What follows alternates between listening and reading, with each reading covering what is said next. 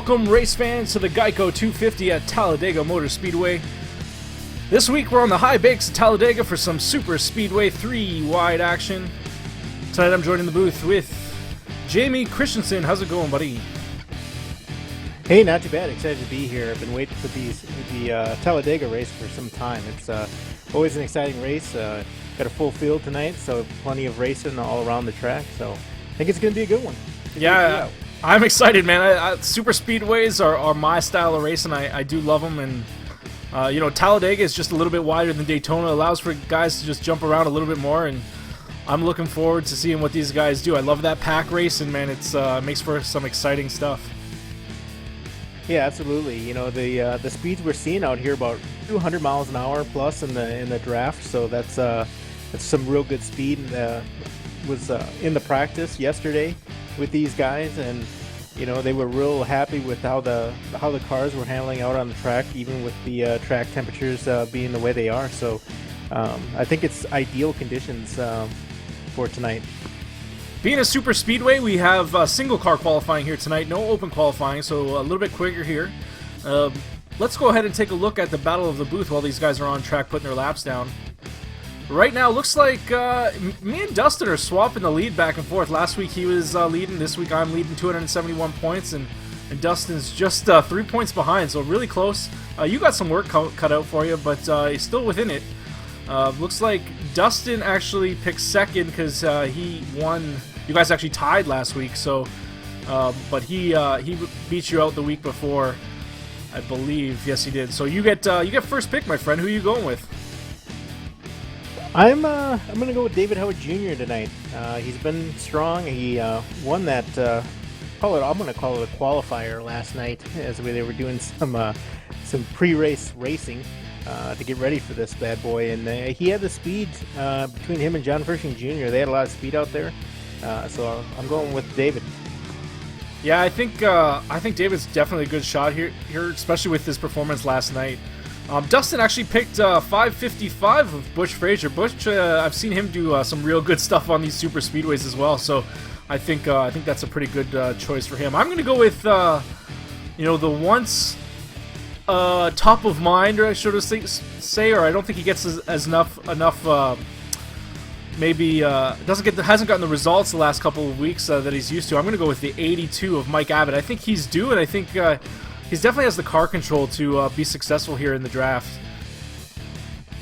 Yeah, that's a real good choice, and I'll be interested to see if he can hook up with his teammate. We've talked about it. They talked about it in the garage all week long. You can't be here and win this race on your own. You got to have a dance partner. So, we've got some teams going on in the league, and we see them really come into play at tracks like this. Yeah, I agree. This is definitely a place that you have to have a relationship with somebody on that track. You don't have to come into the race knowing you're going to work with somebody, but you got to find somebody to be successful here. Two key points, I think. You can't lose that draft early on. You can't fall too far back. You have to be able to see those lead cars.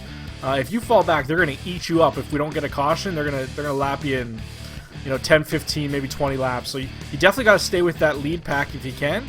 And then find yourself somebody to work with. I think those two key things are really what's going to have you in a place to win this race at the end. And I think as long as you're in the top 10, top 15, maybe even top 20 with 5 or 10 to go, I think you have a shot at it. Yeah, absolutely. And I have to go back to Dustin's. These guys are all trying to punch their ticket into the chase, and some of these guys aren't as dominant as what they've been on the mile-and-a-half tracks, maybe at the short tracks. I think we're going to see some guys really shine tonight, and look at Butch in the top 3 right now with qualifying.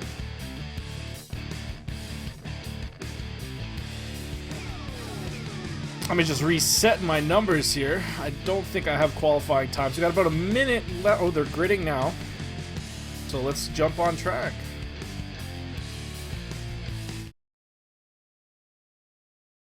Yeah, the difference between second and third place there, 1/10 of a second, or 1/1000th of a second, sorry. Yeah, qualifying here is about holding that wheel as smooth as you can. You get on the pedal, you use the runoff off the banking to gain some speed, and and just being smooth around the track. Let's go ahead and go through the grid.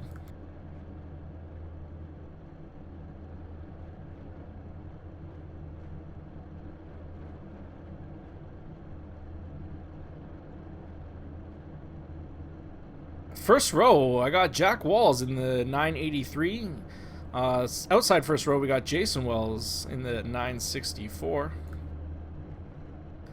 Second row, we got Butch Frazier in the 11 of Will Long in, row number 2. Row number 3, we got John Frisching Jr. and Raymond Edge. Row number 4, we got Jay Adair and Nelson Rivera. Row number 5, we got Calvin Allison and the last week's winner of 929 of Thomas Keane. Row number 6, James Skelton and the 87 of Trent Potter. Row number 7, we have Brian Wynn and Brent Rogers. Row number 8, we have Bruce Potter and Daniel Vaglin. Row number 9, we got Sean Butler and Jonas Hankins. Row 10, we have Scott Kidd and the 2 of Joshua Buckley. Row 11, we have the 04 of Jordan Beck and the 94 of Kevin O'Brien. Row number 12, we have Ricky Goodman and Chris Sharp in that 24 car. Row 11, we have the 82 of Mike Abbott and the 901 of Tommy Amassi. Row 14, we have Timothy Lewis and Dale Albright. Row 15, we have the 930 of Daniel Haney and the 999 of Corey Wharton. It doesn't look like he put a time down. 917 of David Howard Jr. and the 951 of DJ Anderson, also no time. Keith Haney and the 955 of James Haney, also no time. We got a lot of drivers not putting down a qualifying time here. Mark Bratcher, and then me, I'm not racing, so yeah, legitimately, I did not run a time. That's good to know. So, yeah, we'll have to look into that and see what's going on there. That's definitely one of the mandated rules. We'll have to go back and maybe call them to the hauler and see what's going on there. Yeah, it's not like we're open qualifying and, if you can't put a lap down at Daytona, something wrong. Yeah, absolutely. Sorry, Talladega, yeah. I know we're getting ready to go green here, but I think it's a coincidence that our Daytona 500, our Daytona winner here, is on the pole. Jack Wallace gotta really hand it to him. I know super speedways are his thing. I've raced with him, just the other night. Got to see it firsthand myself. Guy knows the way around the track. Again, but I think if there is a chink in the armor, if you will, it's gonna be it's going to be that he's going to need friends to get and stay up there. You know what I mean? Oh, I definitely hear you. I think right now everyone's game plan is just going to get up to speed, stay in line, maybe single file if we can, but just be nice, and no one's going to make any huge moves, I think, early on. Well, I don't think they're going to try to make huge moves. I think the problem that there's going to be one is that everybody is going to run close on that bumper, and when you get a big pack like this, one checkup has a rippling result.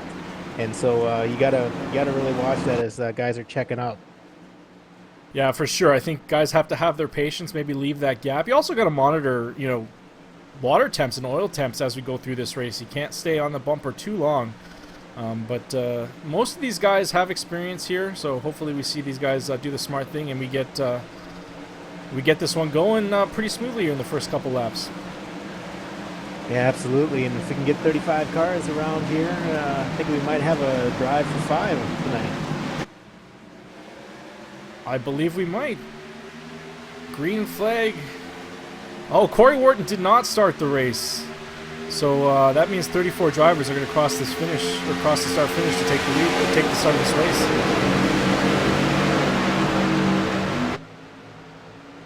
Yeah, already some pushing up front, just trying to jockey for position.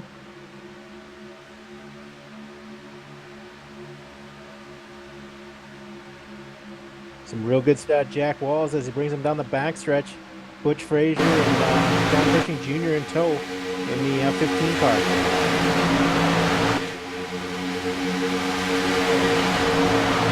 It'll be interesting too, Mike, if you can see that outside line and be strong. There's something to deal with. A lot of these guys want to go single file, but if you can make that outside line run, you definitely can get yourself up to the front. Yeah, for sure. You do have to have someone behind you pushing really hard to get that outside line working, to its maximum capability. You really got to have somebody really, really pushing hard. It has to be a team effort, but Looks like this bottom line is kind of just going to hold on to that line, and these guys are just going to go around and probably stay as it is here for the first 10, 15 laps. You can see that outside line right now. This 7 is pushing that 11 car, and you saw them make a little bit of gain there on the outside. Yeah, it'll be interesting to see how aggressive they want to push, because they're not going to get up there without getting in line and then pushing the car in front of them.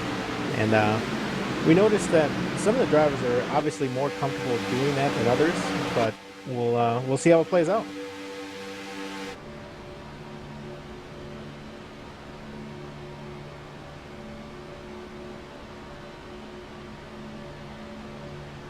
I think you're right, though. I mean, that bottom line is definitely being protected. We do see a new leader now with Butch Frazier taking that lead. Yeah, that might have been... well, I don't know why the leader would pull off. These guys, you're right. We do see a new leader. And that outside line is kind of got sucked up. Looked like the 15 and the 72 did move up there.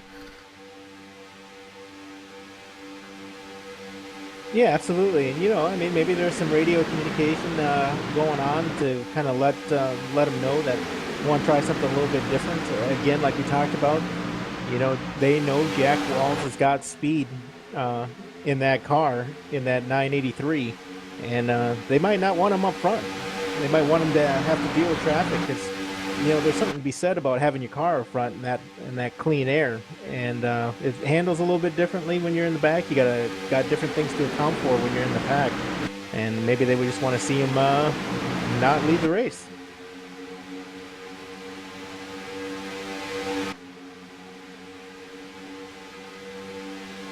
So we got 3 distinct packs right now, but everyone is still within it. No one's really fallen off to a point where they're not still with that draft. Right now, 3.5 seconds from first place to last place. Look at that 28 car really pushing the 964, getting that bottom line moving. Yeah, that outside line's starting to work, though. They're closing in on Butch on the running on the inside there.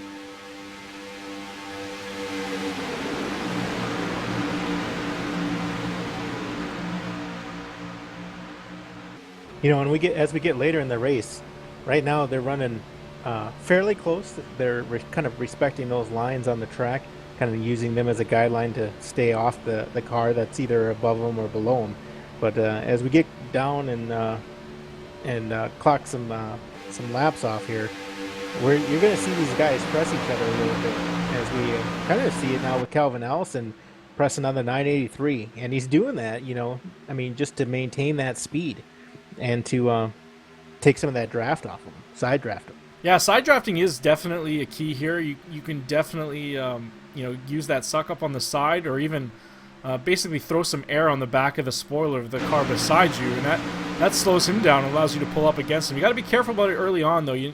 Car's going to get a little bit twitchy, and if you get any contact between those two cars, not perfect, you can definitely send cars to spinning. But now's the time to see what you can do. You want to know early on if you can drive on the outside, or what it's going to take to drive around someone in front of you. Oh, we got a wreck. Ooh, that's a big one. John Fershing Jr. involved in that.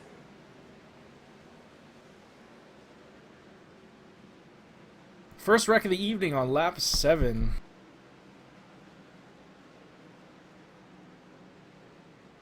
Let's see if we can take a look and see what happened here.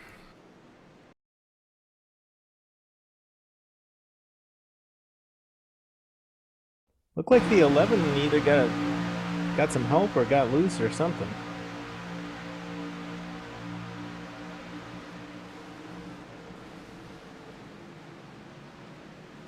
Yeah, the 11 just comes down for some reason. I don't see any contact initially.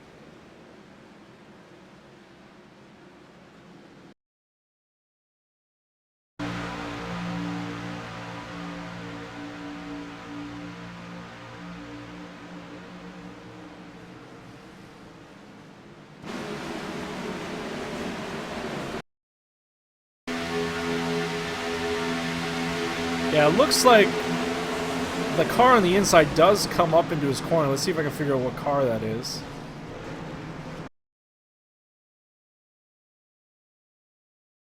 Looks like the 929, is that right? Yeah, that's what it looks like. Let's take a look here. Thomas Keene. Yeah, it doesn't look like there's a lot of contact. It might have been some net coat, but you can see that he comes up off of the bottom line, and that turns the car around here. Let's ride on board with the 929.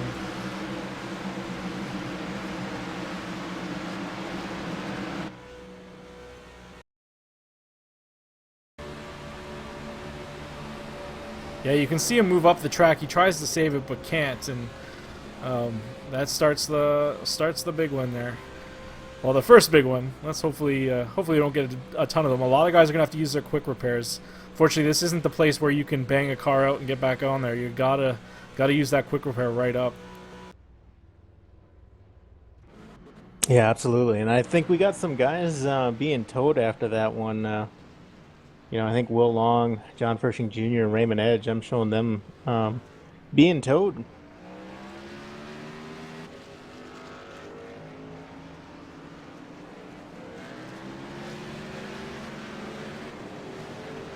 Cars come down for their first set of pits there, and lap number 9.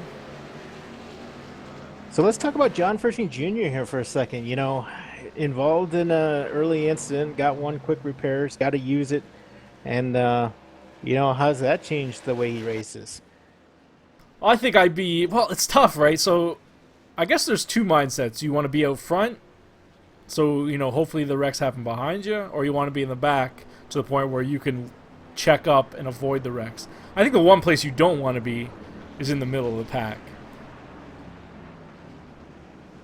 Yeah, when you're in the middle of the pack, you're kind of got your eyes on what's going on in the front there, kind of strategizing how you're going to get yourself into that lead or in that first position. But at the same time, it's not going to be something that you can do easily or alone. So I know I keep saying that, sounds like a broken record, but you can't do anything on your own here to get up front, and so that kind of puts you in a vulnerable position being there in the middle, because you got a wreck that could happen around you, and then you got a wreck that could happen in front of you. So got a couple coming down pit road again. Looks like Kevin O'Brien did not come down that first time, so he's coming down now to get his fuel and tires. Maybe just fuel. I don't know. Right sides are going up.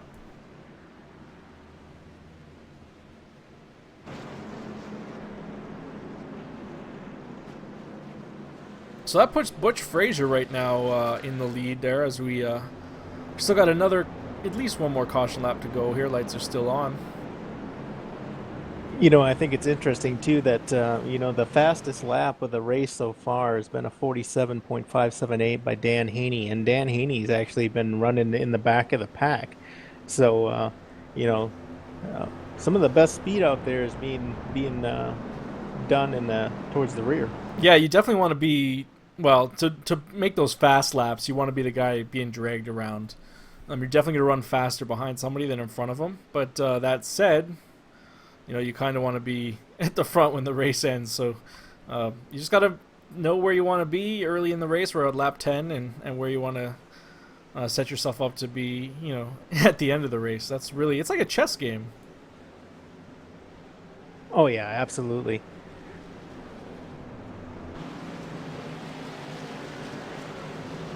Well, as the field's kind of coming together and getting straightened out, kind of look at the biggest losers and gainers there after the pit stop. Seeing your pick, Mike Abbott, up 13 positions, up to the 12th spot. So, running in the later part of the pack, and now finds himself a little bit further up front. Dan Haney is also another big mover, along with DJ Anderson. Dan Haney's up 15 positions, and DJ Anderson's up 17. So some big movers. I think the other one that I would mention real quick is up 17 positions is Mark Bratcher in that 946. He's making his way up towards the front, 18th position. Not exactly top 10, but it's a lot better than being the 30th. Yeah, and still lots of racing to go here as these guys are going to double up, and they're going to, next time by, we're going to be taking the green. Let's take this opportunity to thank TNT Motorsports. They came on board and put a sponsorship down on this race. I think that's awesome. So once again, we have a $5 winner goes to the $5 of iRacing credit goes to the winner of this race.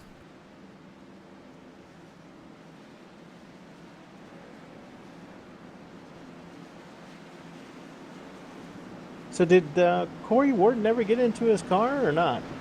No, he did not. Must have just had some technical problems there at the very end. So.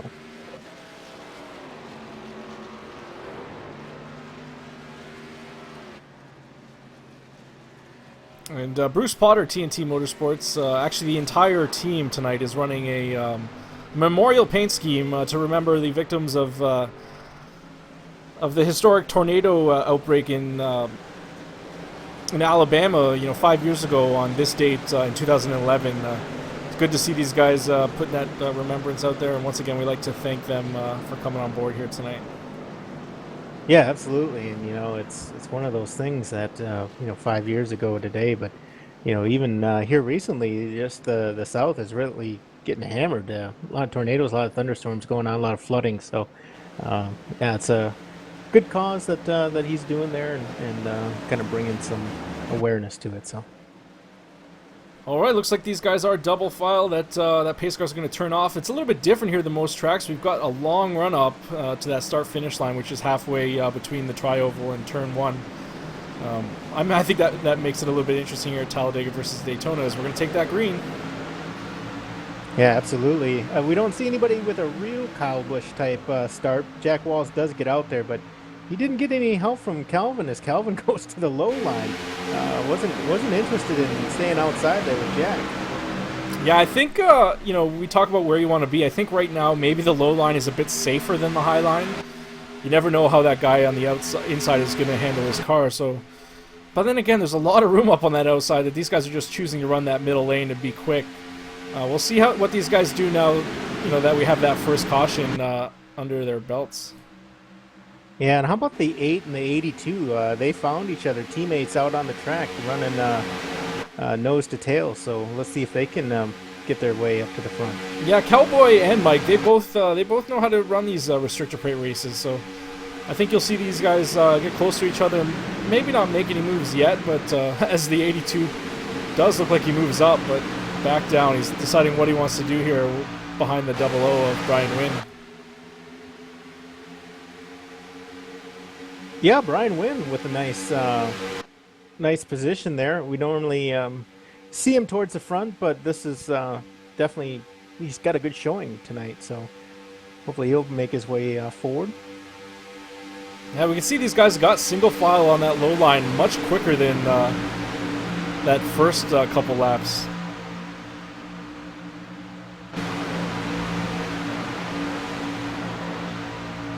What I also find interesting too is because they are fixed setups, what kind of steering ratio these guys are going with.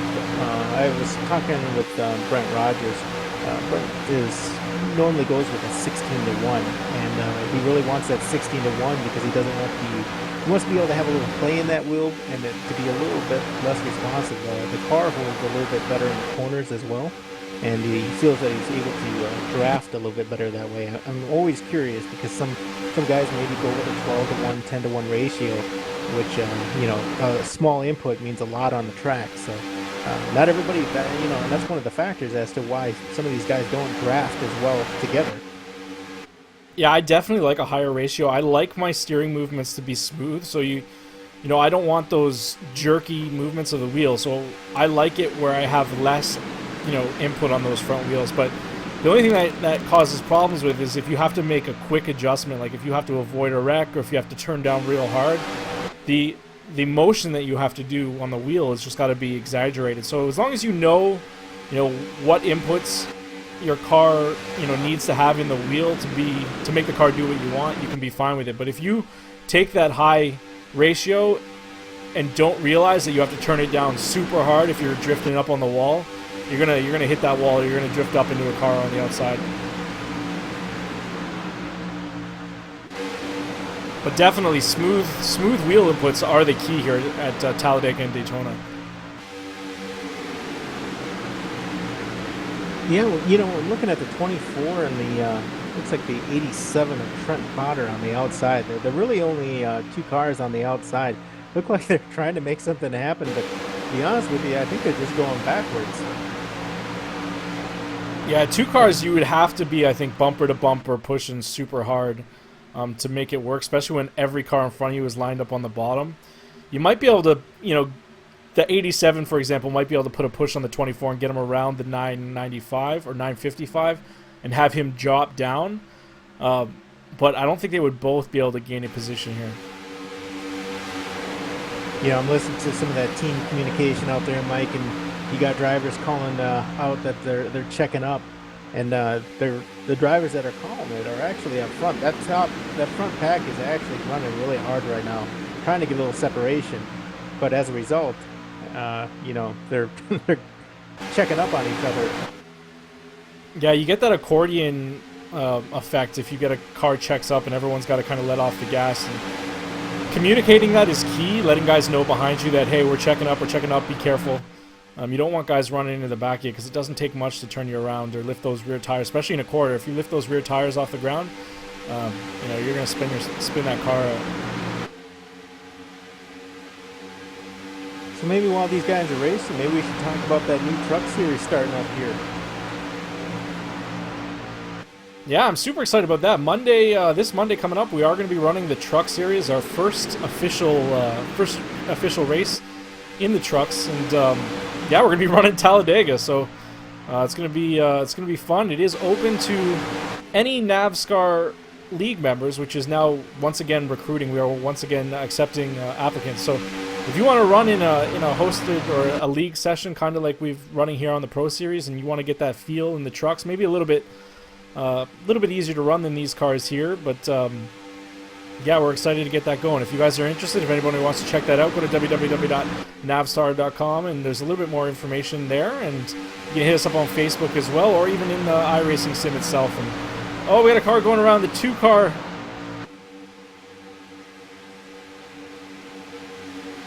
Yeah, 2-car loose, and I believe that was with Thomas Keane in the 929. 929's been pretty active tonight, and he was the one, honestly, that I was hearing on the radio telling people that it was checking up. So I'm wondering if it wasn't a little bit of a result of that.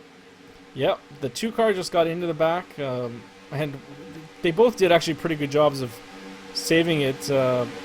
Keane might have got an unsafe pit entry.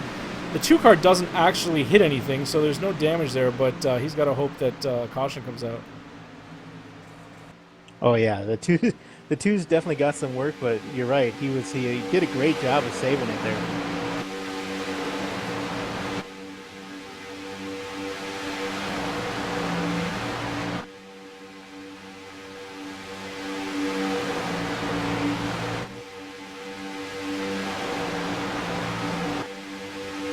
You know, it's interesting. Dan Haney is still holds that fastest time of the race. But it's actually Jordan Beck. Jordan Beck was had the fastest lap that last time around.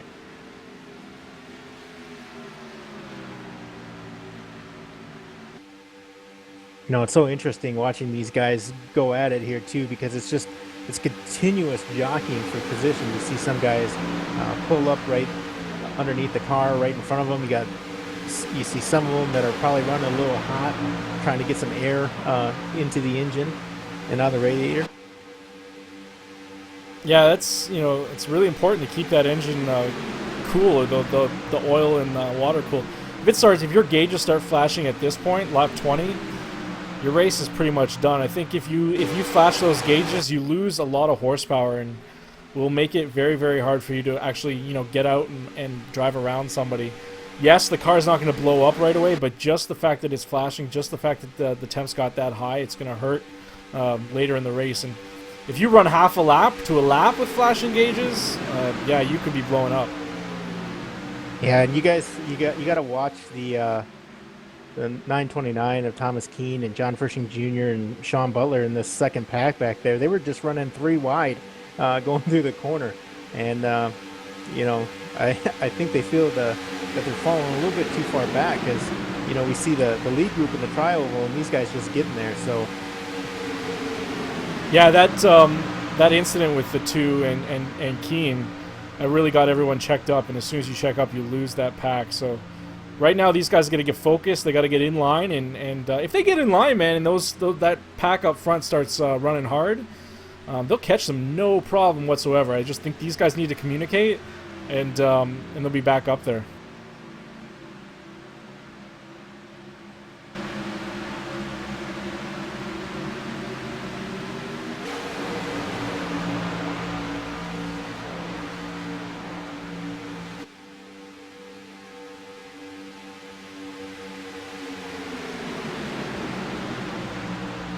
you know, the 87 and the 24, we've talked about them before. Chris Sharp and Potter. They're still nose to tail. They're definitely committed to working with each other. They're obviously teammates. From what I can tell, they're all pretty much running the same. Yeah, they're same running paint that Remembrance paint scheme for sure. Yeah, and they're definitely dedicated to running with each other, and as a result, they're kind of in this middle pack just by themselves, just hanging out. Yeah, but you know they can see. Like, running with Chris Sharp right now, he is just on the cusp of getting that draft. Like, he can feel the draft of the 964 of Jason Wells. And if Trent keeps pushing him here, I think these guys are going to catch him pretty easily, especially if these guys keep drifting up on the corner. The gap, the interval time right now is flipping between 1 and 1.1 seconds back, and it's not dropping. So I think if they're just smooth, if Trent keeps pushing, but he's got to be really careful not to blow up, as the interval time now is just is going between 1 second and 0.9 seconds. So these guys are definitely catching up, but he took that corner a little bit high. Maybe Trent needs some air. You can see Trent right now is just kicking that nose out. Definitely got to kick that nose out, just get some air into the car. That's going to help you keep it cool. And how about the 82 of Mike Abbott? Obviously hungry, still working that outside. And he doesn't have a lot of help, but he is maintaining the position there. Yeah, you know, if you're super aggressive with that side draft, you can definitely maintain that speed. But again, you got to be careful. You got to know who's on your inside, and as you can see, Kelvin is drifting up there a bit. So he's got to really be aware of who's on the inside as you're aggressively holding them down there. You don't want to have a wreck and ruin your race because you're side drafting as hard as you are on lap 24 of 94. But right now, that outside line is following them, and they're pushing them around. They are pushing, and you know, we did see the 82 kind of press down on the 86 of James Skelton there, as he's actually doing it a little bit, not too much. He is staying off of Kelvin quite a bit here in the corner, but I think he's doing it a little bit less just because he's got that big push from the 933 of Jay Adair. For sure, he doesn't have to be as aggressive on the side draft when you got somebody behind you pushing, and he's going to challenge for the lead coming around this corner here. Yeah, and Jay was fast, you know, up 4 positions from where he started, but you know, right now we're showing Mike Abbott as the leader, up 24 positions from where he started, and you know, like you said it earlier, you either want to be in the front or you want to be in the back, and we can obviously see Mike's decision. As you can see there, the 555 drifts about half a car length off that yellow line, and the 82 has to react there, and that allows him to kind of get that lead again. We'll see how these guys come off of that tri-oval. Who's going to take it at the checker? The 82 is pushing pretty hard here, but the 555 might take that lap, and it looks like he does take that lap. But right away, the 82 gets back out in front. Right now, Mike's fighting for that bonus point. Yeah, absolutely. But you know, if there's anybody just as hungry or even more hungry, it's Butch Frazier. Butch Frazier wants to put that 555 in victory lane. There's no doubt about it. And I would bet money, in fact a lot of it, that if it came down to Butch Frazier being in second place and going into the last corner, he might make some more aggressive moves than what we've seen in the past. I think he wants to put that car in victory lane. Oh yeah, for sure. I think this is the last lap right here. That 555 is going to not let the 82 hold him down. and he No. runs him up against the wall for sure. But 82 is able to lead that lap and takes that bonus point.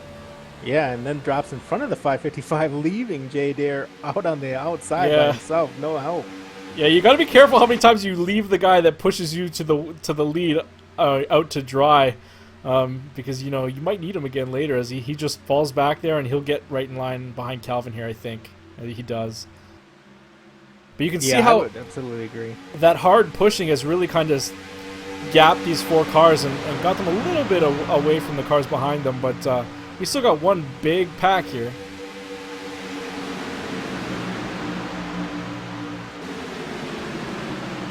And you were right. We do see the 24 Chris Sharp and Potter move into with this main pack. So Yeah, I think if you're if you're aware of what you're doing, you have a teammate that you can communicate with, and you can say, hey, this is what we need to do to get this group ahead of us. You can definitely, catch a pack like this. And you can see the second pack. Second pack is pretty much in line, but, they could be better in line. And if this pack, gets down that yellow line and they just hold it there, they could definitely catch that lead pack running double file. So it's about to get interesting here, as I think this lead pack is going to collect a lap car here. And while you say that, I noticed the Haney brothers, and they're running as a team out there too. You got Dan Haney with a heck of a run tonight, with Keith Haney in tow. So Dan Haney in that 930 and Keith Haney in that 54.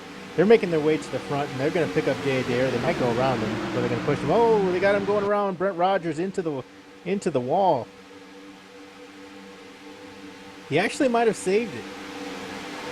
No caution. He did save it, but he's going to come up in front of this pack.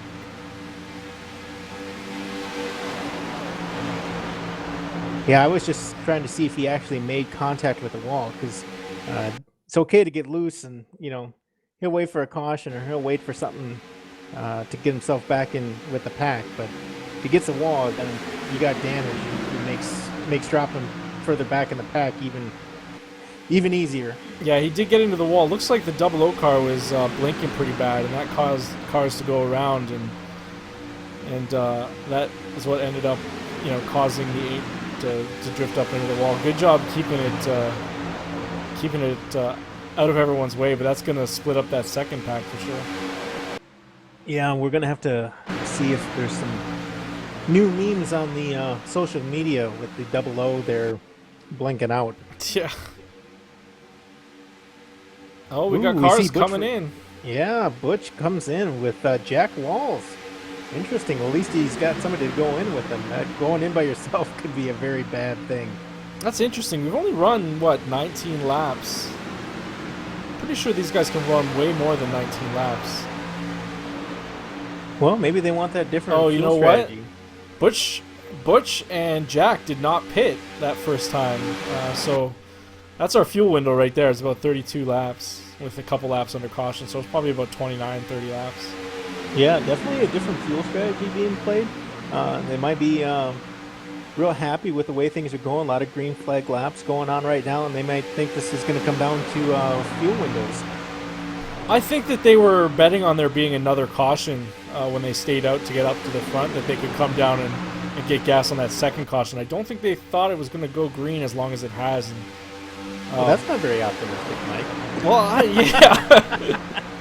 I think right now they could be in trouble. If they get put a lap down and a caution comes out, they might be in real big trouble. What they got to hope for is that we cycle through the entire set of pit stops and they get cycled back to where they were.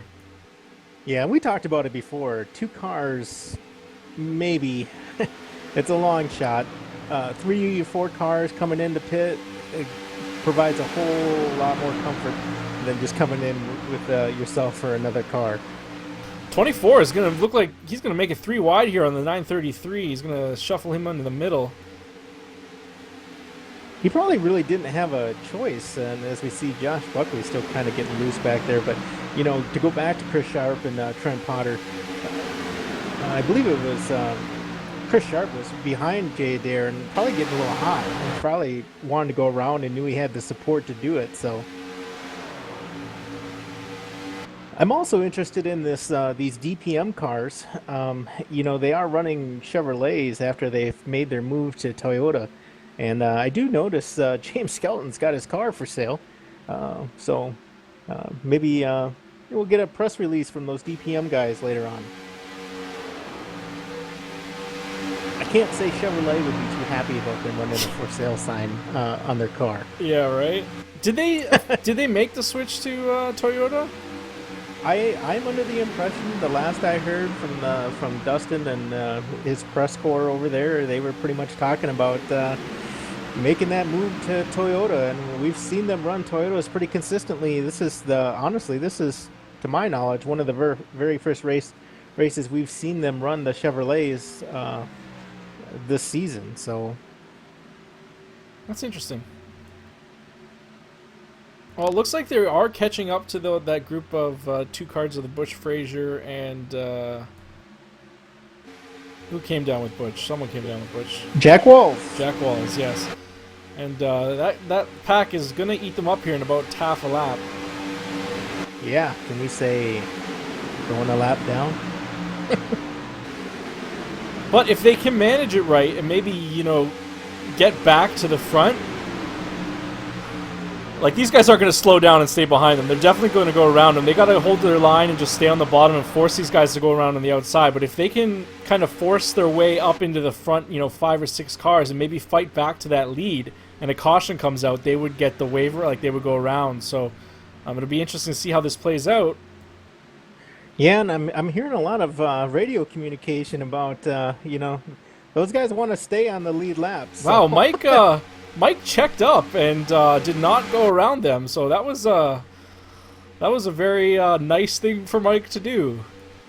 Well, I think there was some radio communication in play there, and and plus I think these guys are getting closer towards their window to pitting, and I'm not really sure if we wanted to push it or not. Because another thing that could be said is if Mike goes high and nobody goes with him, Mike's going to go to the back. Yeah, that's true. You can see here the top 10 cars right now, single file, they have really spread out. And we have a second group of cars, also single file, really spread out. These guys are now they're in, fast lap mode. They want to catch that first group. We got about a half of a backstretch, keeping these two big groups apart. So right now it's all about who can stay the smoothest, who can keep their line, the smoothest, and who can in turn the fastest laps and see if they can catch that lead pack. Yeah, as we see more cars dive off into pit road there, but I think we talked about Mike Abbott and the 82 wanting to put that car in victory lane. I'm sure he'd be pretty happy to get Bunny's smoke shop or smoke lounge. Is it smoke shop? Smoke lounge. Smoke lounge. Smoke lounge. Yeah, I'm sure he'd like to see them in victory lane. He might be handing out some free goodies afterwards.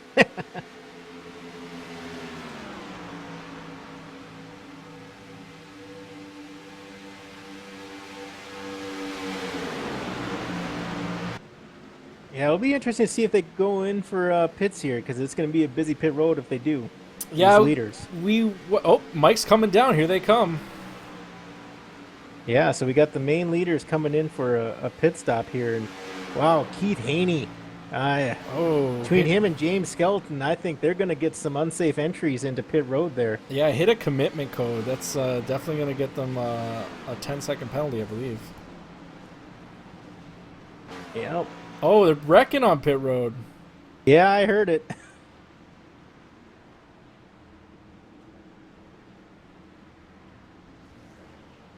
And it's one of those unfortunate things too. And then that was Thomas Keene that just nosedived his car into the wall there. But it's one of those things. Even though this is a super speedway, while it's under caution, you got time to make repairs to your car. When it's under green, you have no time, because if you lose the cars that you came in with, you're going to be hurting.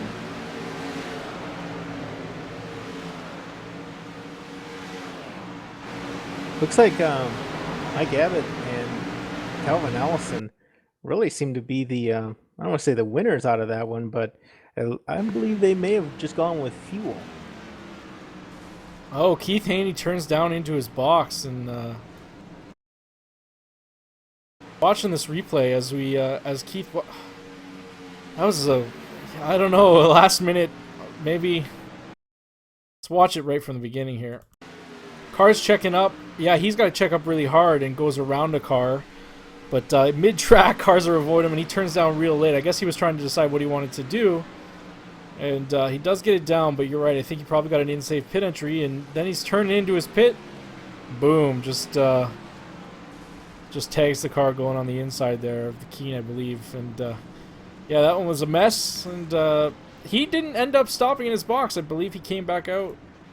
He's coming in now this time. Yeah, I don't know if it was Keen that he actually got into, though. It might not have been Keen. I didn't see the car. Did you? It was a colorful car, but I didn't see who it was. Yes, a colorful car, but yeah, you're right. I didn't see who he got into there. So after that cycles around, we've got Mike Abbott and Calvin Allison 1-2 right now, and they've got a 3-second gap to Mark Bratcher and Jay Adair. And then we have a 1-second gap to Brian Wynn, Trent Potter, and Chris Sharp.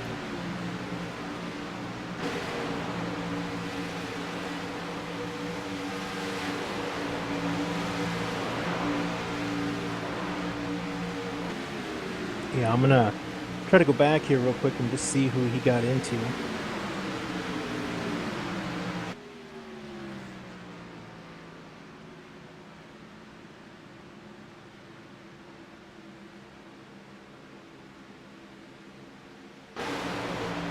I believe it was the 04 car.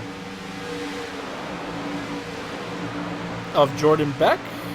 Yes, Jordan Beck with Team Hooligan. Yeah, door slam. Yeah, it wasn't. I wouldn't put any blame on Jordan there. No. You just, it's tough for both cars in that situation. He was, Wrong flustered. place, wrong time. Yeah, he was flustered from coming in the way that he came in, and Haney was turning into his box, and then boom. So that's a tough situation for both those drivers, and actually everybody that had that pit entry. And that just goes to show that I think that we haven't seen a lot of green flag stops this season. We haven't seen a lot of pit entry, full high-speed pit entry this season. So, yeah, these guys got to learn how to deal with it, and I think this will be good learning experience for everybody.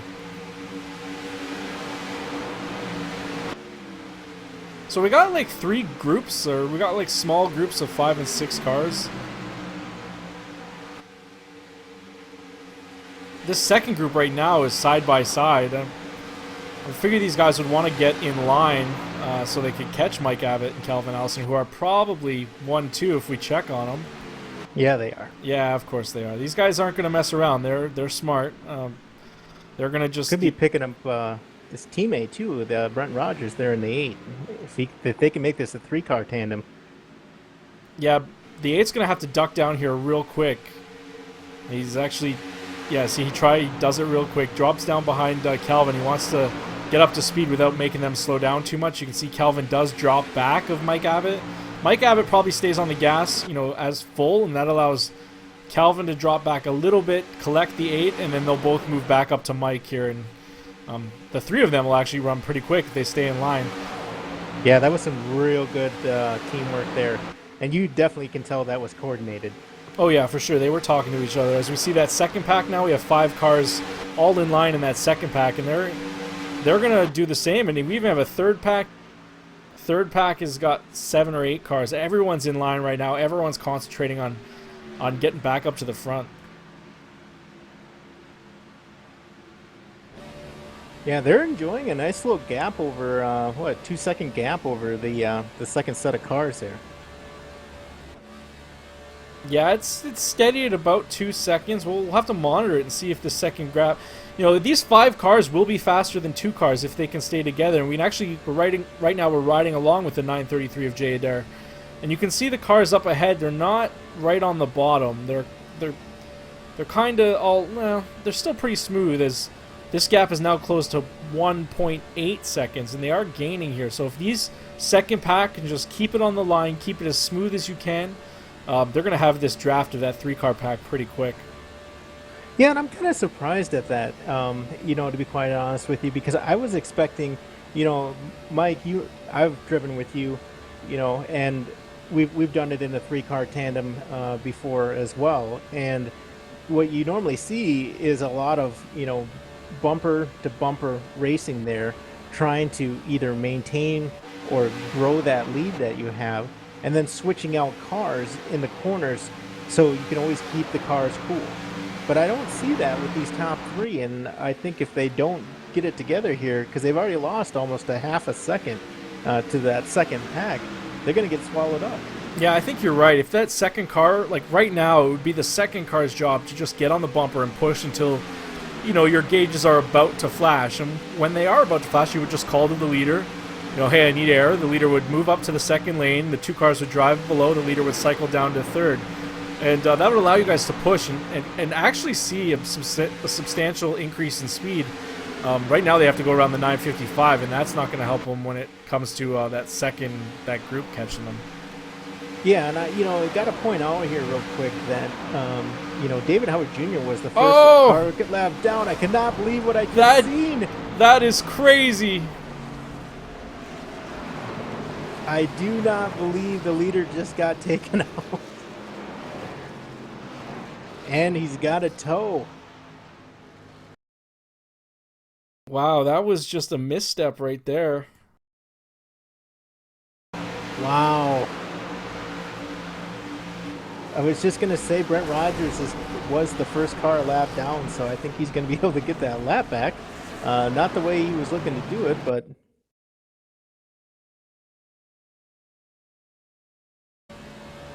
Wow, I'm speechless. That's not the type of mistake that Calvin usually makes. He was just trying to tuck back into the 82, and, well, the rest was history, so to speak. Yeah, this is going to have some pretty huge ramifications. I don't think we've seen the last caution, but yeah, Calvin goes for a ride there, doesn't he? Yeah, he does. Just a misjudge there. That's yeah, you don't see that often from Calvin, and especially when you're talking with 1-2 cars and these guys are your teammates, and man, I'm sure he he feels not great about that one. Yeah, there might be some talk in the garage afterwards as to what happened. Calvin's going to come back. He's going to use his quick repair, I believe. Yeah. There it goes. Yeah, he blew up on the backstretch there.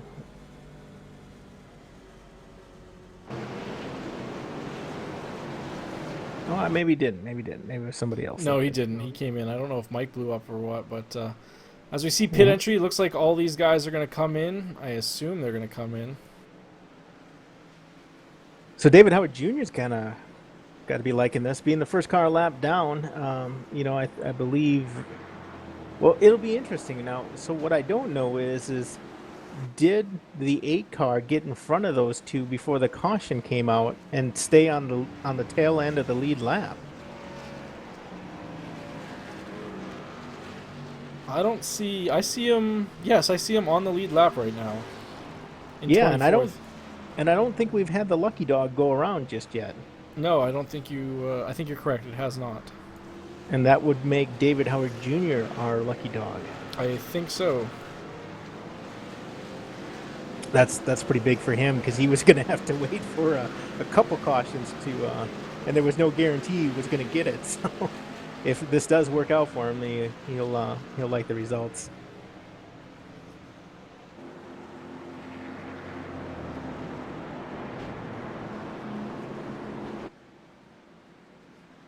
But how about Dustin's pick? Butch Frazier in that 555, down 9 positions from where he started out in 12th place currently, but, still where he wants to be.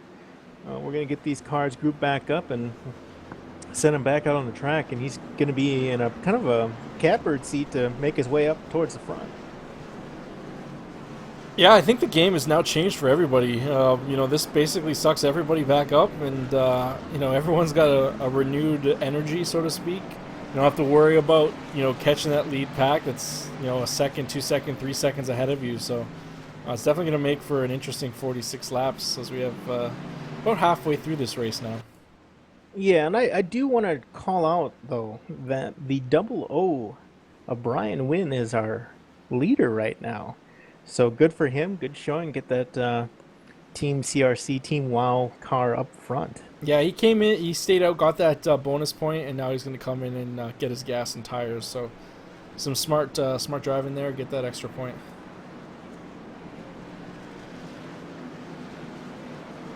Well, he could always, you know, be like Poole Yeah. on last Saturday and stay out on old tires. But hey, no, you're right. He definitely bringing it in there. All right, let's take a look at that truck schedule. Since we are starting that up, we are, like I said, racing Talladega on Monday. Then we go to Kansas, Dover, Charlotte, Monza.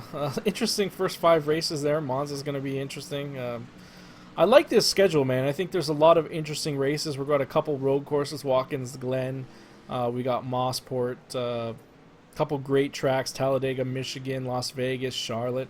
All around, different variety for the trucks, and I'm excited to see these guys, and then maybe even a new set of drivers come and be competitive there. Yeah, one of my favorite tracks on the trucks circuit there is Gateway. I really like that track. It's one of those tracks that the corners are different. Obviously, there's 4 corners in it, but one's a little bit tighter, more of a paper clip than the other one, and Yep. it requires a little bit more driving skill than maybe some of the other ones, even though they're each individually as difficult as the others. So. Yeah, we are running a single car qualifying. It is fixed setup, default weather, 50% fuel, so it's pretty close to the standard iRacing setup. We are running a mirrored schedule as iRacing, so gives everybody, all those new drivers, opportunity to get in the trucks, just on a regular session, get some experience, and then use that, what they learn throughout the week on the Monday night race, because it gives them the entire week to get some seat time. And we're going to use this series as a way to, train new drivers and then hopefully build some talent for next season. And we're actually going to have, a couple of the top drivers race their way into the pro season come next year. So it should be exciting. We'll have more details about that in the coming months. Yeah, and as you were bringing us through that, we had I noticed the 2-car has gone ahead and retired that car to the garage. Yeah, it looked like he retired it on lap 39. So I don't know if maybe he just got far enough back that he said he was done with it. I don't know if he saw any more damage or what, but had that incident early on. If he had stuck it out, it looked like he probably would have gotten closed back up with this group here, so who knows what happened. But yeah, it's tough to see Josh out of the race. As these cars get doubled up, we're ready to go.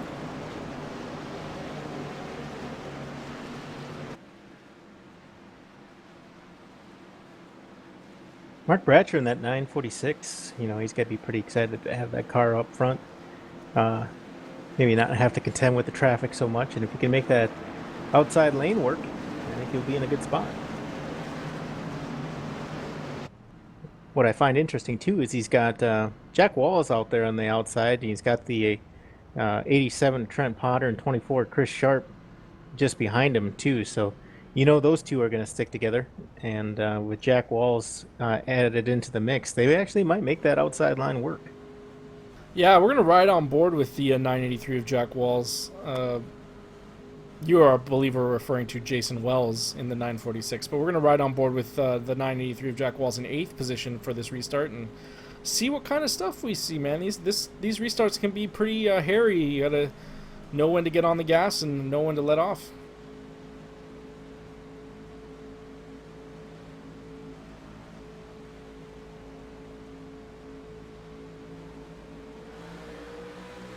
And the race is back green as these guys are getting up to speed. Jack Walls has fallen, a couple car lengths back over the car in front of him, which is Chris Sharp. He's going to drop down to that lower line.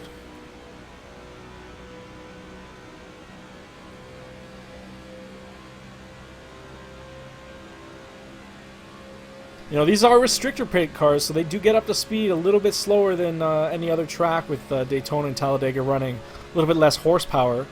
Definitely takes a full lap and a half to get all the way up to speed.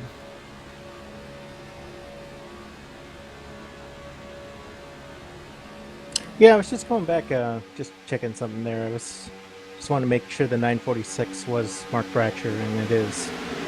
Yep, for sure. Yep. Yeah, real good run though, by Wells though. That's good to see him up running up front there. Yeah, third place for Jason Wells right now. Definitely got to be happy with where he's running on the track at the moment. But with 42 laps to go, still got to be mindful of where everyone's at.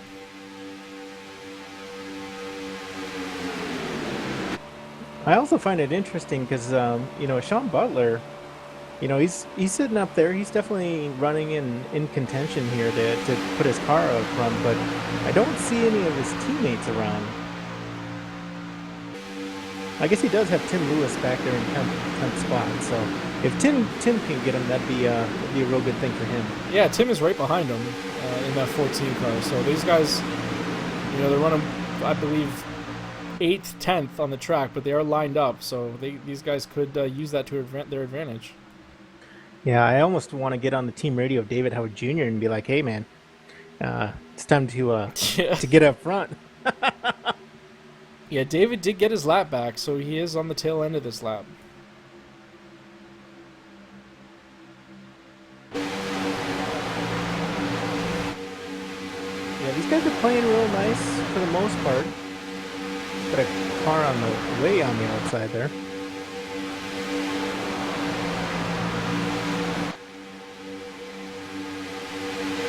Not sure who that is in the 13 car. Jonas Hankins. Yeah, he is a lap down, so he's just trying to stay out of the way here.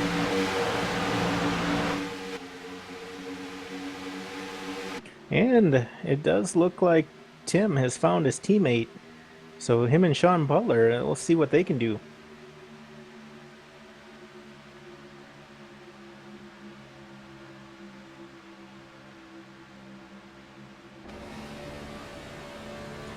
And everybody seems to be playing nice, but 24 and 87, they don't look like they're pressing the issue on the outside. Maybe they just don't feel that it's the right time, or they got enough help, because 3 cars, while fast, when you got that inside line single file, it's probably going to be a lot of work to get that car up front. But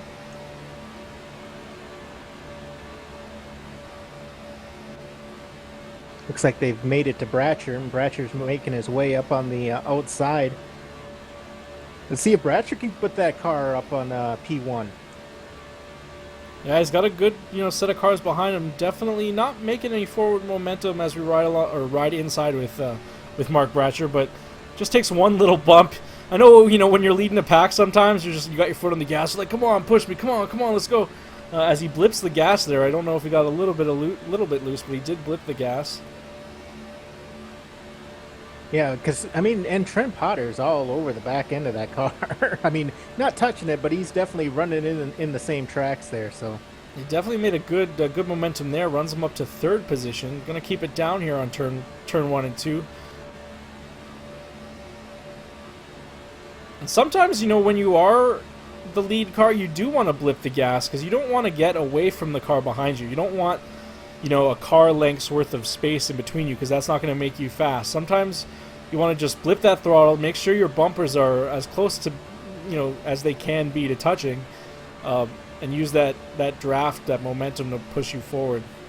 Right now he's doing a good job side drafting that 964 car.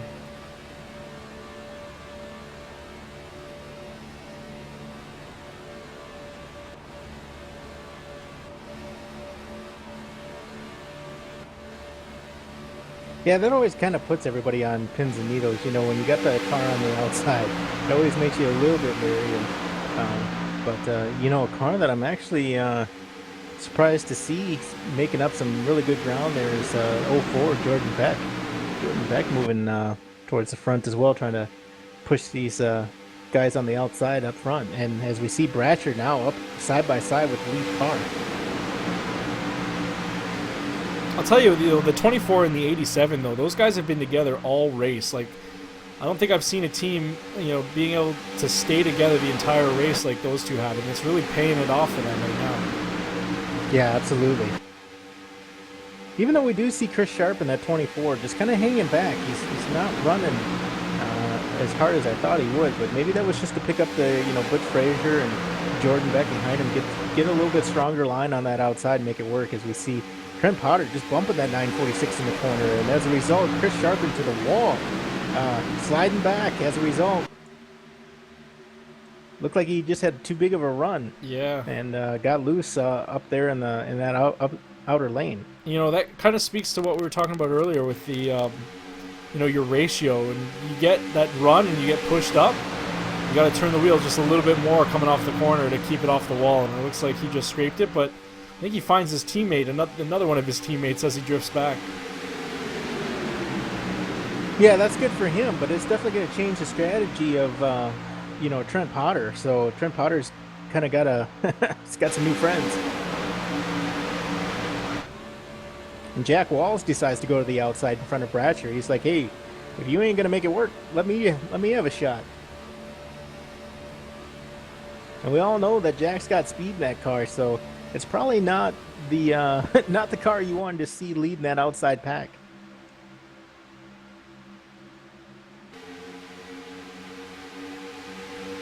As we notice, Bratcher just kind of getting with a big run there, kind of maybe like you were talking about, just drifted out, was able to get back in line. Good for him, but see if they can make that outside work. Jack Walls kind of going a little bit wider here, maybe not wanting to use the side draft as he pulls right up on the lead car here. Jay Adair's kind of got to be looking in his rearview mirrors, maybe thinking about maybe jumping to that outside. You think he'd do it? I definitely think he's thinking about it. I don't know if he'll do it or not, but it's definitely going to be every option is going to be debated over in these drivers' heads, and it's all about your split decisions and making moves when they're going to pay off for you. Yeah, and we talked about it in the past. It happens in real life. It happens here. You're looking out that rearview mirror more than you are the windshield. So that option to go to the high side is always there. Try to control the line. However, when that bottom line's got a lot of momentum, it's hard to leave it. To be quite honest with you, because you don't know if that outside line is gonna work or fizzle out. Oh, I hear wrecking. Yeah, they're wrecking. Caution is out. I believe that was David Howard Jr. Oh, well, maybe not. Maybe not. He's definitely involved here. Let's take a look and see what happens. 3 wide. The 82 puts it in the hole. Yep, and there's contact between the 82 and the 955.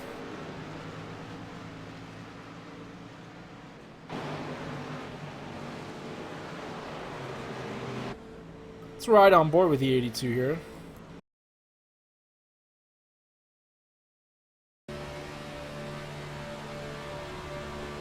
Yeah, it just tightened up on them. They go 3 wide down the front stretch there. Yeah, the 82. I guess he was tired of these guys running too wide, and he's like, I'm going to go through the middle, and gets in there, and these guys just don't give each other enough room. And yeah, there's definitely more room on the outside for the 955 there.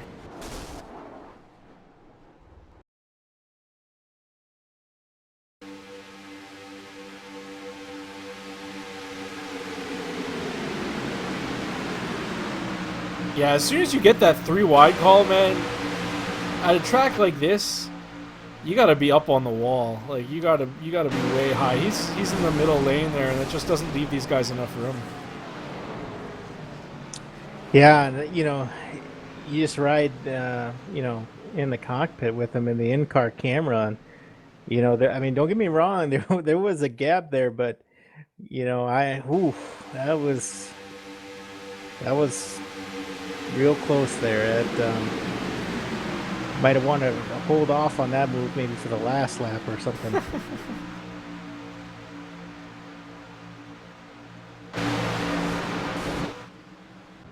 Well, cars are going to come in, 32 laps to go. I believe that's going to put us to our window. Yeah, should put us to our window, but I think too it's also going to put some bad thoughts into some drivers' minds. I don't know how that's gonna turn out if we find these cars by each other. But I believe it was James Haney that was involved. The 955. Correct. Yeah, James Haney, part of that Haney racing group there. Um, Haney Boys Racing, I believe is what they go by, their Hmm. team. So yeah, hopefully he's got a quick repair. I haven't seen him involved in anything else tonight. He's definitely towing, but I don't know if he has a quick repair. We'll find out.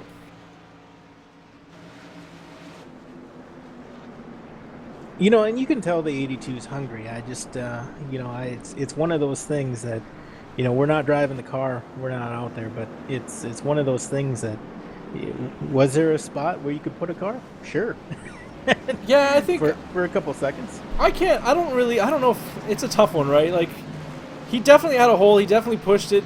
I think maybe he thinks that the car on the outside is going to give him a little bit more room. And yeah, it's Talladega. You could run four wide here. It's just you got to give each other room. And I think there was definitely an outside lane that the 955 didn't move up to when there was three wide. And I think that's you get used to running that middle lane. You get used to running that low lane, and very rarely do you run up on the wall here. And I think what happened was, he just wasn't comfortable moving up. And I think if he had to run that high line outside that third row of stripes, or that second row of stripes into that third lane, it would have been fine. But yeah, it just wasn't meant to be. Yeah, just don't let David Howard Jr. know that I picked him. I'd appreciate that. Thanks. Oh, I'm gonna tell him. It's like had a real good start this season with my picks. Some of the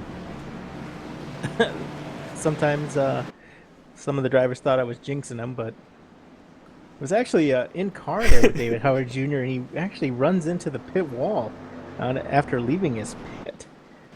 So nothing like a quick repair and putting it into the wall real quick. Really? Yeah, I was not sure. Maybe. I'm watching it right now. Let's take a look. We're gonna look at a replay here.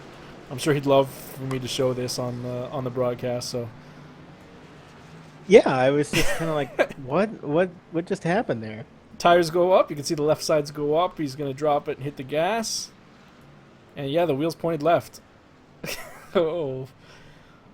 Yeah, quick repair, car's back, primo condition, and exit left. Do you know what happens is that these wheels have such a high degree of rotation that sometimes, when you're after a wreck like that, you can go lock to lock, right? So if you're in lock to the left and then you just straighten the wheel out, you don't realize that your wheel's pointed left and not straight. So I think that's probably what happened. He hit the gas and it turns left on him. Yeah, he's probably one of my favorite drivers out there. All kidding aside, it's just, yeah, he's probably not going to enjoy me picking him tonight. He's probably not going to enjoy the spotlight on the mishap in the pits. But He's got a good sense of humor. I think he'll be okay with it. he does. He does. As we see him come back in, obviously to repair any damage that may have been caused as a result, or maybe just to top off with fuel here and get that car back out there. Definitely got the time with the caution flags going on, but if he does it again, then I think he may be drinking and driving or something. But Yeah. Well, as we are back to taking the green this time by, so he'll get it just hammered out real quick. He's got to get back out there before these guys really enter turn 3 to make sure he can catch the field before they take the green. But that's one thing about the Talladega is you got that extra long that front stretch, so you get every opportunity to work on your car when you can. Unfortunately, if there is any sheet metal damage to your car, in the front or the rear of the car, it's very tough to be competitive. But that's changed over the years. It used to be a lot worse. yeah, it was kind of interesting, and not to keep throwing salt in the wound, but I was in the in car camera again on David Howard Jr. there, and I had to chuckle when I seen him get the tires changed, and they were working on the left side and dropped the car. He definitely had that wheel crank to the right this time. He was not gonna let it go into the wall. So good for him. He'll get back out there. I believe he's a lap down. So hopefully, you know, well, I don't want to say hopefully, but the chances of another caution are probably pretty high. He might be able to, get that car worked on a little bit, get it back up front, get a lap back. So it's not over. Definitely not by any means. And I think you can still be competitive with a damaged car. You just can't lead a pack. Like, you can't drive around somebody for that lead car in a draft. You can drive behind somebody with a damaged car, but it's tough to lead them. So it's tough to win the race with the damage. As pace car is going to pull off here. Right now, the second place car is just way back, the 983. Jack Walls. He's got to pull up to the 925 and get side by side here. Yeah, he's been, like I said, he knows his way around the track. He might have a little bit of strategy out there. We do see Dale Jr. do that from time to time, lay back. We haven't seen him do it as much lately, but not sure that's what he was thinking, or just wanted to be able to make sure that the cars behind him were definitely going to stay nose to tail on him. But we see Calvin Allison think about 3 wide. Yeah, he definitely used that top lane, but Butch is going to actually come down on the inside him. Nobody follows Calvin. And after watching him, take out the leader, I don't think I follow him either. He's got that caution paint scheme. He's got it all nice and yellow. Is like, be careful, and it's just to see him take out the leader is kind of ironic because we got cars spinning the 14. Caution's out.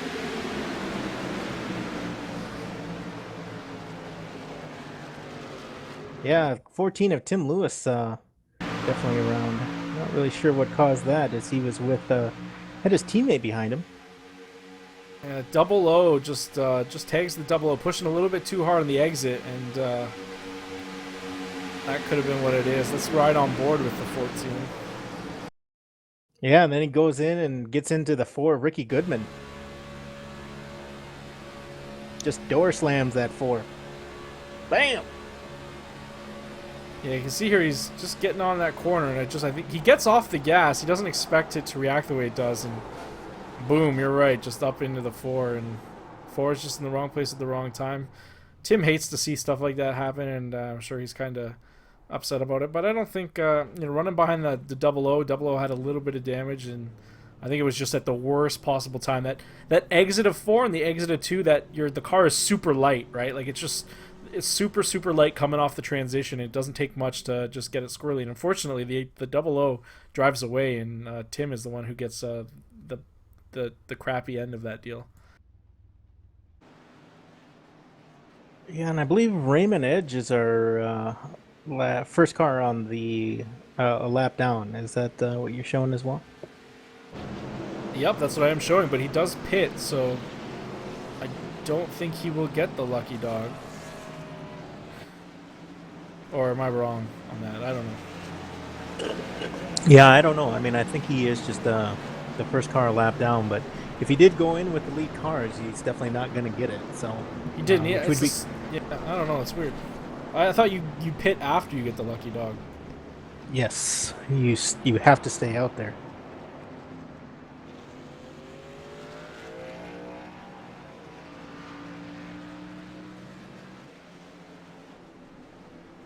So a car we haven't talked about a whole lot tonight, Dan Vigeland up 15 positions, sitting in P1.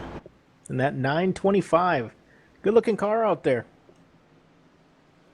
Yeah, definitely nice paint scheme on that one. I do like it a lot. It's a realtor's car. He's got some nice ads on there.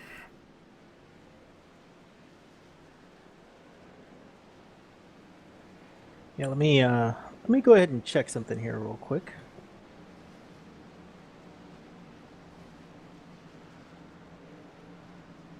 Let's just take a quick look at the schedule. Next week we are going to Kansas, and then we are doing the Lucas Oil 200 after that. So, Dover, I believe. So, a couple shorter tracks again. Should be fun. Talladega has been a pretty good race so far. I'm enjoying watching these guys work. 26 laps to go, winding down.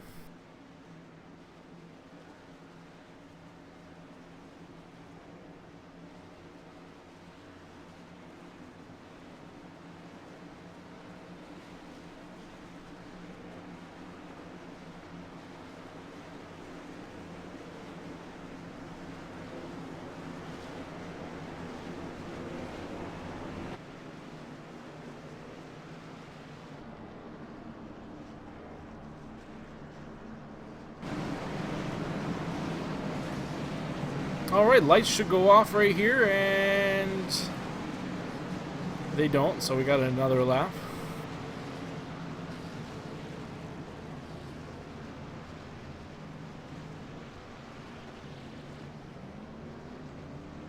Yeah, I just went back.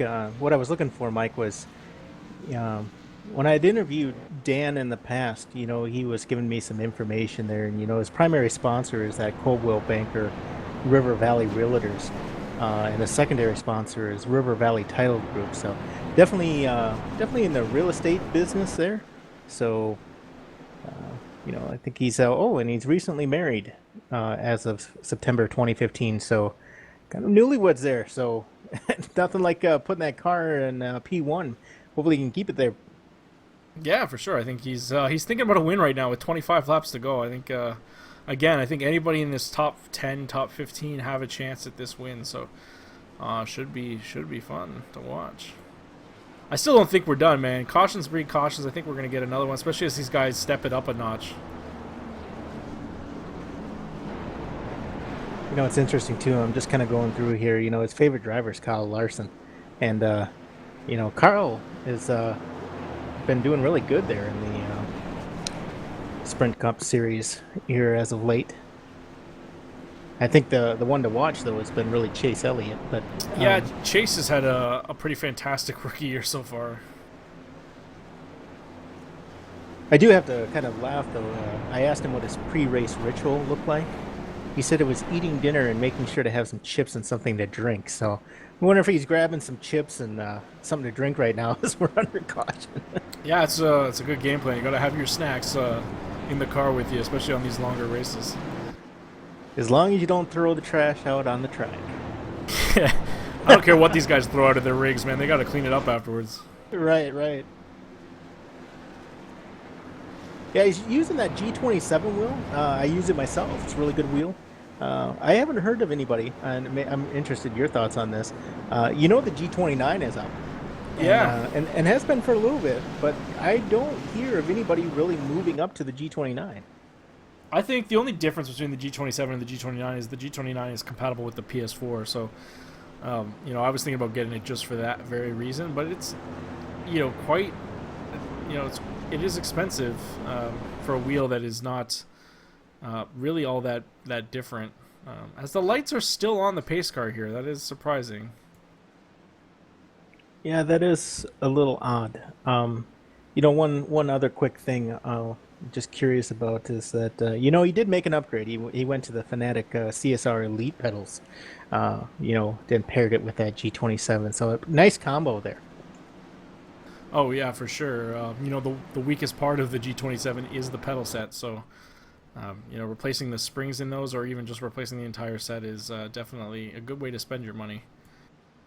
Let's watch the car here, or the pace car, as we go across the start-finish line again. You may have to drop down and see what these guys are saying, but I don't know why the pace car. Well, there's been no radio traffic. I have been monitoring that all night, and so yeah, I'll jump in there and kind of see what is going on with race control. There's no cars, parked around the track or anything. Like, it could be delaying, because I see these guys are running on the shoulders, so that might be delaying the restarts. Looks like right now they're all above the shoulder there, so. And it is off. Just went off, yeah. I think that's what it was. These guys were running the shoulders, and that might have been delaying the restarts. Not sure why that would happen, but.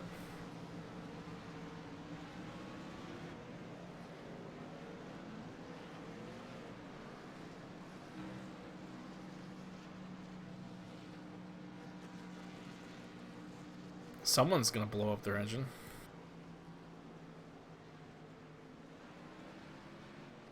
Yeah, that is interesting. Hold on one second.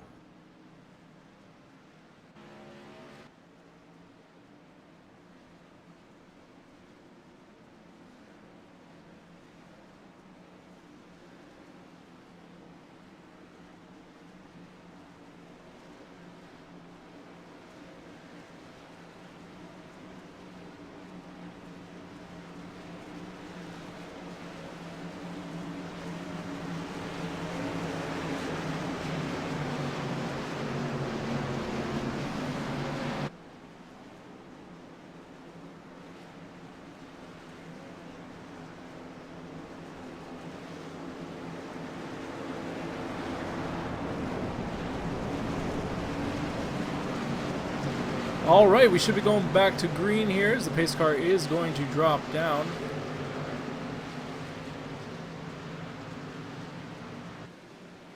Yep, so just heard race control come over the radio and ask the drivers not to drive on the shoulder while we're under caution. Hopefully that takes care of any future incidents with that. So getting ready to go green. And green flag is out.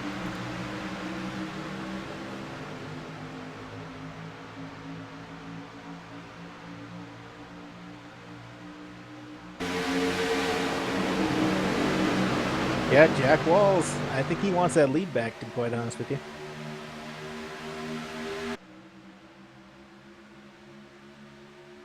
It's definitely where I'd want to be right now with 22 laps to go. You definitely want to be top 2 cars. And how about that 555? Butch just continues to impress me tonight. Oh, the Jack Walls around. Hopefully they keep it down. Got cars spinning. Hopefully they keep it down. No caution. John Fershing Jr. into the wall, wrecking hard. Along with Mike Abbott in the 82 car.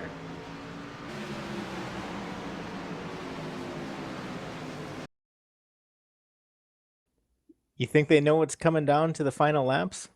Yeah, right. Let's take a look at this replay here.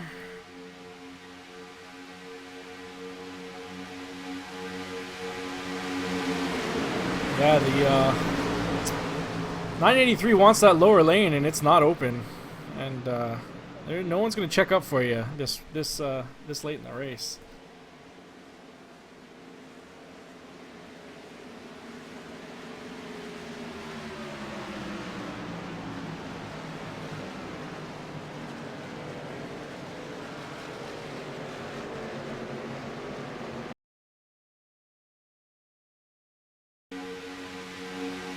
Yeah, it was kind of just really a chain reaction there after the leader started wrecking, but yeah, he might have gotten the clear call, but he doesn't make a clear move. He just kind of hesitates and moves down slowly. And if we watch it again, I think as soon as he gets clear here, the 983 probably gets the clear call right here. If he just drops it down, like one motion all the way down and gets in front of the car, I think he's okay. But the 925, gets that push. And then the 983 just slowly wraps it around the front end. And, yeah, if I'm the 925, I don't think I'm going to let him go either.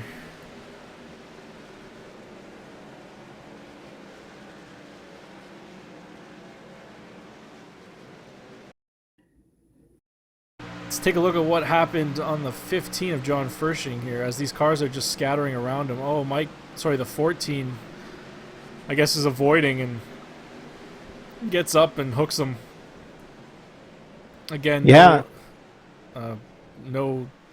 14 definitely didn't mean to do that, but yeah, and it's one of those things, they are running mid-pack, and we've talked about it all race long. It's like mid-pack is not where you want to be. I mean, a lot of times you can't avoid it, but it's just all right, so now we're within 20 to go here. I don't, unless you got to come down and get repairs, I don't see drivers coming in. I don't think there's any need for gas anymore. Tires will run, till the end here, no big deal. So I think now we're staying out until the end of this race. Yeah, absolutely. I'm just checking here real quick. Mike Abbott looks like he is a lap down here, so.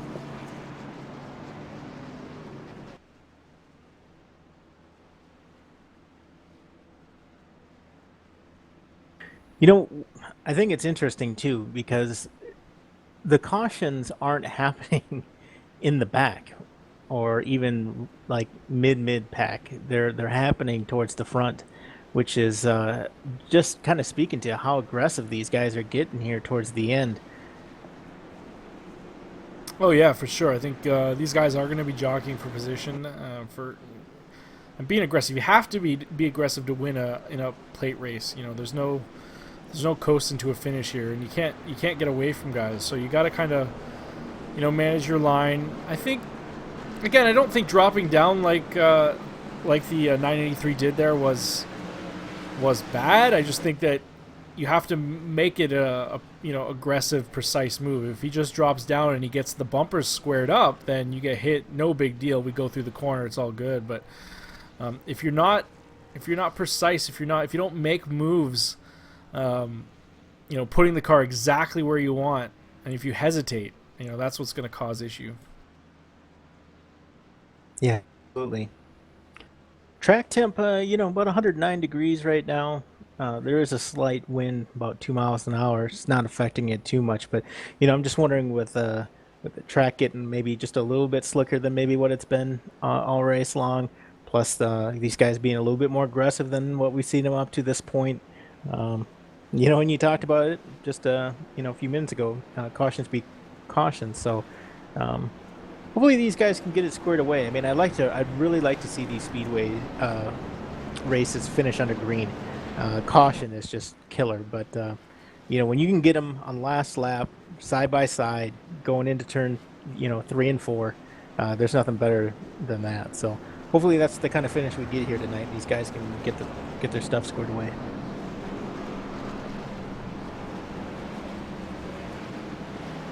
So let's talk about the big movers and losers. Yeah. Shall we? Go for it. Yeah, Jordan Beck up 16 positions to that fifth position. And right behind him, Scott Kidd. We haven't talked about Scott Kidd all night. Up 13 positions to the 6th spot.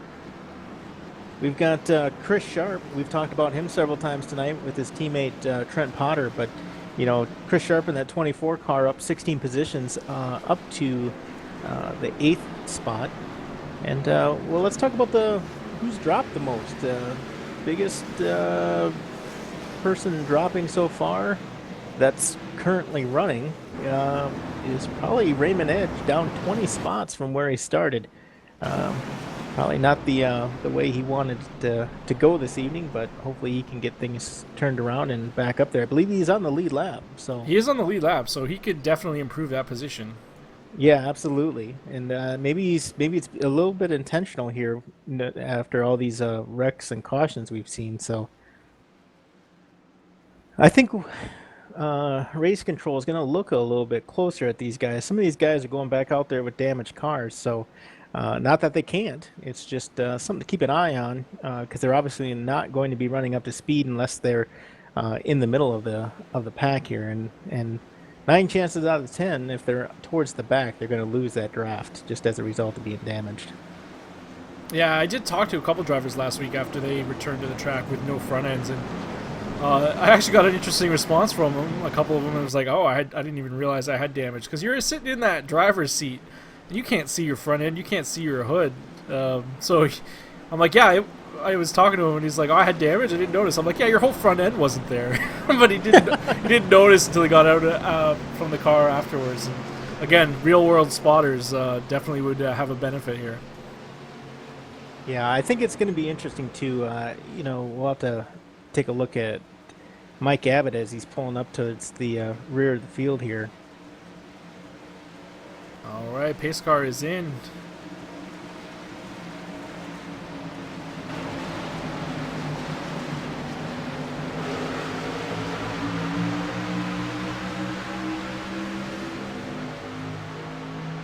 Yeah, good start by these guys. Definitely, of course, they barely got to turn 1, but... You got the 8 car up 3rd lane.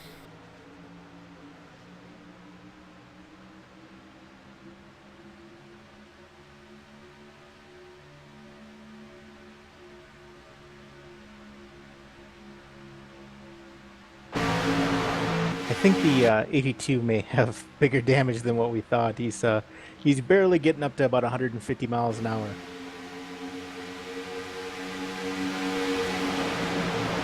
He might be just looking for points at this point.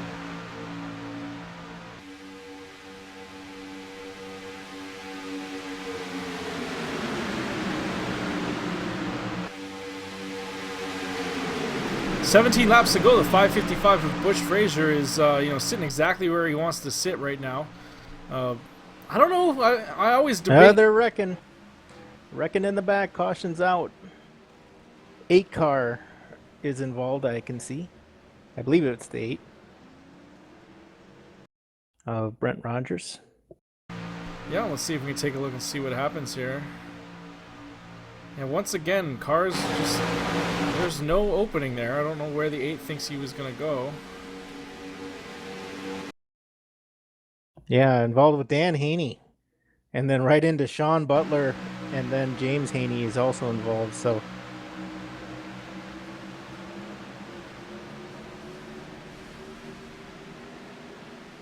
So another night